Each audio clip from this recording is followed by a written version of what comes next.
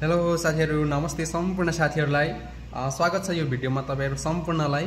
आज चाहिँ म तपाईहरुलाई यो जुन कोरियामा चाहिँ सावेथोङ्गा साजनफ्याङ्का किप लेभल टेस्टको पीबीटी एक्जाम फर्म कसरी भर्ने, पेपर बेस एक्जाम भन्छ जुन पीबीटी एक्जाम फर्म कसरी भर्ने भन्ने भिडियो बनाउन गइरहेको छु। तपाईहरु पनि यही भिडियो हेरेर आफ्नै मोबाइलबाट भर्न सक्नुहुन्छ। एकदमै सजिलो छ, अनलाइन फर्म हो। तपाईहरुले एक्जाम फर्म खुलेको दिन ठ्याक्कै तपाईहरुले 9 बजी एक्जाम फर्म खुलेको दिन 9 बजी चाहिँ यो फर्म खुल्ला हुन्छ। एकदमै धेरै प्याक हुन्छ। तपाईहरु ठ्याक्कै 9 बजी चाहिँ एकछिन तपाईहरुको टाइम छुट्याएर तपाईहरु ड्युटीमा हुनुहुन्छ होला, ड्युटी आवरमा यो खुल्छ। ड्युटीमै हुनु भए पनि एकैछिन टाइम छुट्याएर चाहिँ 9 बजी, कति पनि टाइम लाग्दैन, 9 बजी एकछिन छुट्याएर तपाईहरु यो फर्म भर्न सक्नुहुन्छ। हुन्छ साथीहरुलाई म ढिला नगरिकन मोबाइलको स्क्रिन नै शेयर गर्छु है त। सबैभन्दा सुरुमा तपाई आफ्नो मोबाइलको ब्राउजरमा जानुहोस्। मोबाइलको कुनै ब्राउजरमा जानुहोस्। म गुगल ब्राउजरमा गएँ। गुगलमा गएर चाहिँ kiiptest.org टाइप गर्नुहोस् है त साथीहरु। kiiptest.org यहाँ क्लिक गर्नुहोस्। यहाँ क्लिक गरेपछि तपाईहरु kiiptest.org मा क्लिक गर्नुहोस्। ठ्याक्कै यहाँ यस्तो इन्टरफेस आउँछ। यहाँ फारो खागी भनेको छ। यहाँ चाहिँ ठ्याक्कै तपाईहरुले एक्जाम फर्म खुलेको दिन 8:59 मा यहाँ फारो खागीमा क्लिक गर्नुपर्ने हुन्छ है साथीहरु। एकदमै धेरै प्याक हुन्छ, नत्र तपाई छुट्नुहुन्छ। ठ्याक्कै 9 बजी गर्दा पनि हुन्छ।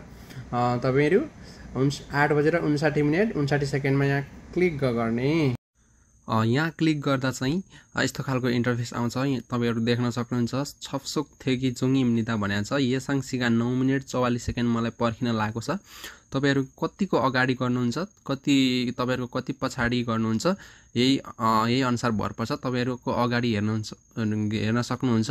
आफै 1408 जनाले अगाडि छन् भने तपाईहरुको पछाडी 622 यसरी नै तपाईलाई घट्दैछ, अगाडिको घट्दैछ, पछाडीको बढ्दैछ।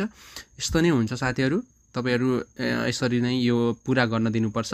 म चाहिँ यो अब तपाईहरुलाई अर्को स्टेप अनि यो सकिसकेपछि चाहिँ तपाईहरु हेर्न सक्नुहुन्छ यस्तो खालको इन्टरफेस आउँछ। यहाँ चाहिँ तपाईको आईडी र पासवर्ड राख्नुपर्ने हुन्छ। यहाँ चाहिँ आईडी अनि यहाँ पासवर्ड म चाहिँ यहाँ राख्छु। मैले चाहिँ अलरेडी सेभ गरिसकेको छु। म यहाँ राख्छु। यो राखेँ अनि यहाँ पासवर्ड राख्नुहोस्। अनि यहाँ यो भर्नुहोस्। यो भर्नुपर्छ है त तपाईले। WISHERS यो भर्नुहोस् अनि लगइन गर्नुहोस्। ठ्याक्कै अनि तपाईले लगइन गर्नुहोस्। अनि यहाँ साजनफ्याङ्का आइसक्यो। यहाँ क्लिक गर्नुहोस्। यहाँ क्लिक गरेपछि यहाँ पीबीटी यहाँ क्लिक गर्नुहोस्। क्लिक भनेको छ, यहाँ क्लिक गर्नुहोस्। यहाँ क्लिक गरेपछि थेगुमा चाहिँ फुल रहेछ। यो उल्सानमा सौलमा पनि खाली छ, इन्सनमा, छेजुमा खाली रहेछ, याङजुमा सबैमा खाली छ। तपाईहरु भर्न सक्नुहुन्छ।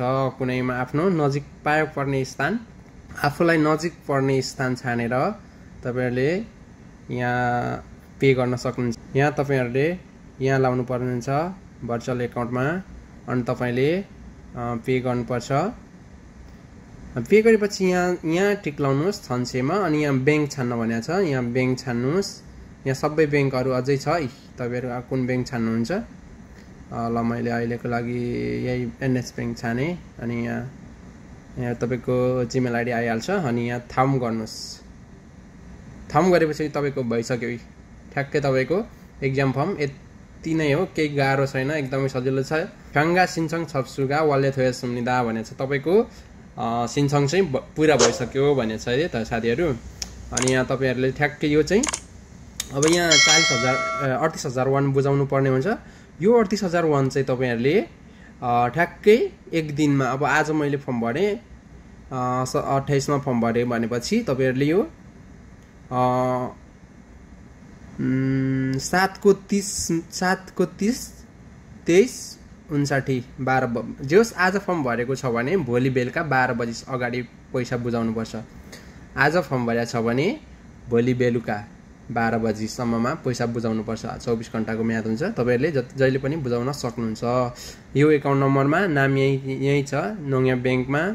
अनि यो एकाउन्ट नम्बरमा है त साथीहरु। अनि यहाँ तपाईहरुको उल्सान भनिन्छ विस्तृत एक्जामको लोकेसन चाहिँ अब एक्जाम हुनुभन्दा 3 दिन अगाडि यही देखाउँछ है त। एसएमएस पनि आउँछ तपाईहरुको जीमेल फोनमा।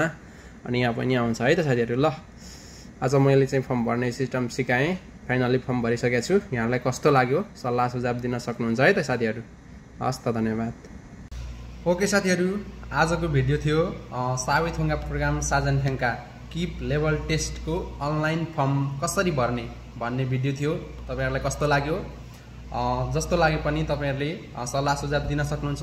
यदि नबुझेको छ भने मलाई कमेन्ट गर्नुहोला, केमा बुझ्नु भएन म अवश्य रिप्लाई गर्नेछु। यो भिडियोलाई लाइक, कमेन्ट र सब्स्क्राइब चाहिँ प्लिज साथीहरु सब्स्क्राइब चाहिँ गरिदिनु होला है त साथीहरु। हस् त धन्यवाद।